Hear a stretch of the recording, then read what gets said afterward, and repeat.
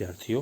पिछले video lecture में हमने पढ़ा था कि प्रथम कोटि अभिक्रिया के लिए वेग समीकरण किस प्रकार से ज्ञात करते हैं और उसके लिए जो हमारा अर्धायु और वो हम किस प्रकार से ज्ञात कर सकते हैं। आज हम पढ़ेंगे प्रथम कोटि अभिक्रियाओं के कुछ उदाहरणों के लिए। तो देखिए, प्रथम कोटि अभिक्रिया के उदाहरण में हम ऐसी अभिक्रियाओं को ले सकते हैं जिसकी सांद्रता उसके प्रथम घात के समानुपाती होती है और जिसमें एक अणु अभिक्रिया का एक अणु भाग ले रहा है। परंतु कुछ अभिक्रियाएं ऐसी भी होती हैं जिसमें एकाणुक अभिक्रियाएं नहीं होती, अर्थात उसमें एक से अधिक अभिकारक भाग लेते हैं, परंतु कुछ कंडीशंस में वो प्रथम कोटि के अनुरूप कार्य करती हैं। उसमें से सब जिनको हम सूडो ऑर्डर या छद्म कोटि एकाणुक अभिक्रियाएं कहते हैं, आभासी या छद्म कहते हैं। इसके लिए उदाहरण के लिए सबसे पहले मैं लेता हूँ गैसीय अभिक्रियाओं में। तो देखिए, गैसीय प्रथम कोटि अभिक्रियाएं समांगी गैसीय अभिक्रियाएं जो कि गैसीय प्रावस्था में तापीय अपघटन द्वारा होती हैं, उनको हम उदाहरण स्वरूप ले सकते हैं। इसमें मैं सबसे पहला उदाहरण ले रहा हूँ हेजो आइसोप्रोपेन का ऊष्मीय अपघटन। तो देखिए, हेजो आइसोप्रोपेन CH3 का whole twice CH N double bond N CH CH3 का होल ट्वाइस। तो ये गैस हेजो आइसोप्रोपेन है। इसका डिकम्पोजिशन हो रहा है N2 और हेक्सेन में C6H14 में। माना कि हेजो आइसोप्रोपेन का T=0 पर प्रारंभिक दाब P0 है। किसी समय T पर अभिक्रिया मिश्रण का कुल दाब कैपिटल P है। समय T पर मान लीजिए हेजो आइसोप्रोपेन, नाइट्रोजन और हेक्सेन का जो आंशिक दाब है वो PA, PN2 और PC6H14 है। यदि हेजो आइसोप्रोपेन के दाब में कमी X हो तो उस स्थिति में PN2 बराबर होगी P हेक्सेन बराबर X के, जो हमारा प्रोडक्ट है उसके, क्योंकि PA होता है P0 माइनस X डाल्टन के नियम अनुसार। तो PA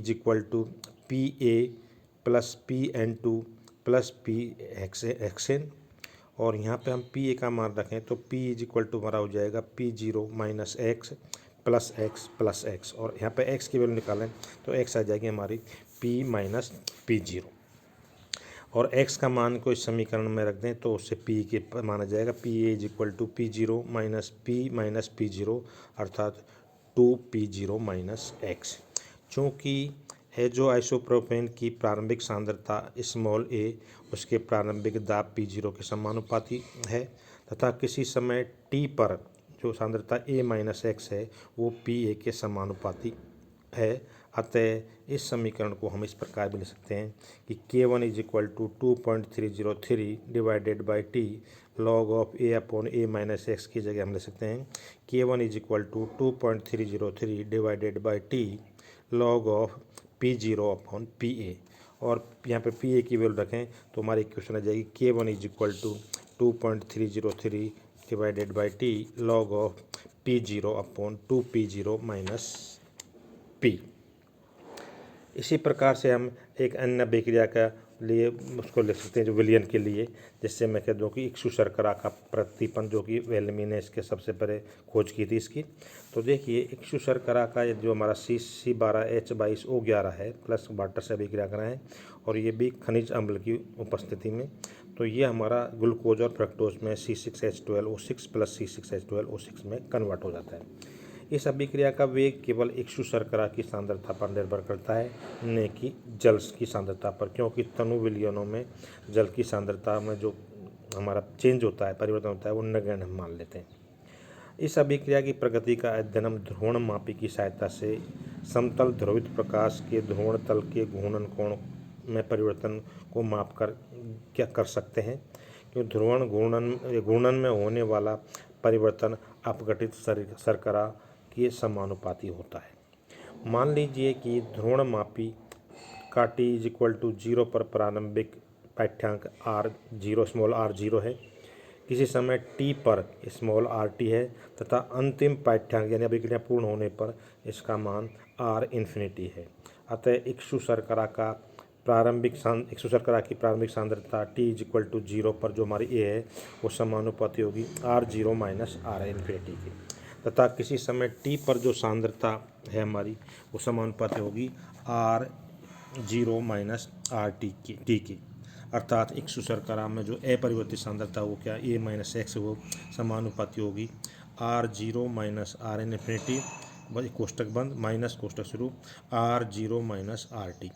और यहाँ से मैं कह दूँ कि ए माइनस एक्स समानुपाती किसके होगी, R T minus R infinity की। यदि इसको मैं प्रथम कोटि अभिक्रिया के समीकरण में रखूँ, इसका जो हमारे log K1 = 2.303 divided by T log of A upon A minus x है, तो उस स्थिति में हमारी जो इक्वेशन हो जाएगी वो हो जाएगी K1 = 2.303 divided by T log of R0 minus R infinity divided by R T minus R infinity. इसी प्रकार से हम और भी हमारे यहाँ अभिक्रियाएँ का उदाहरण ले सकते हैं, जैसे औद्योगिक अम्ल का विघटन है, और जैसे मैं कहता हूँ रेडियो एक्टिव हमारा विघटन है, अमोनियम नाइट्राइट का जो अपघटन है वो भी हम इसी अभिक्रिया के रूप में उदाहरण स्वरूप ले सकते हैं,